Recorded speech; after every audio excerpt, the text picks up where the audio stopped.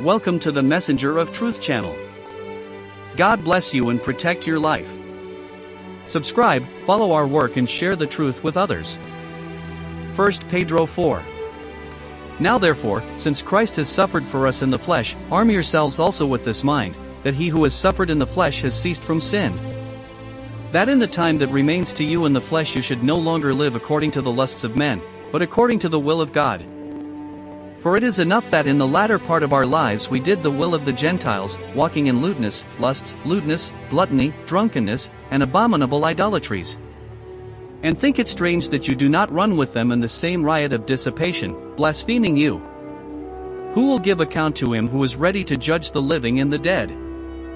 For this reason the gospel was preached to the dead also, that they might be judged according to men in the flesh, but live according to God in the Spirit.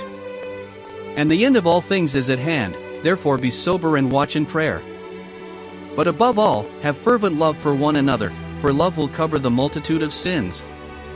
Being hospitable to one another without murmuring. Let each one administer to the others the gift as he has received it, as good stewards of the manifold grace of God. If anyone speaks, let him speak according to the words of God. If anyone administers, let him administer according to the power that God gives, that in all things God may be glorified through Jesus Christ, to whom belong the glory and the power forever and ever. Amen. Beloved, do not be surprised at the fiery trial which comes upon you, to try you, as though some strange thing happened to you. But rejoice that you are partakers of Christ's afflictions, so that at the revelation of his glory you may also rejoice and be glad. If you are reproached for the name of Christ, blessed are you, for the Spirit of God's glory rests on you. Let none of you suffer as a murderer, or a thief, or an evildoer, or as one who meddles in other people's affairs. But if you suffer as a Christian, do not be ashamed, but glorify God in this.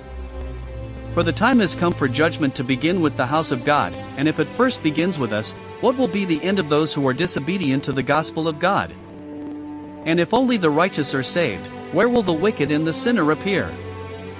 Therefore, let those who suffer according to God's will commend their souls to him, as to the faithful Creator, by doing good.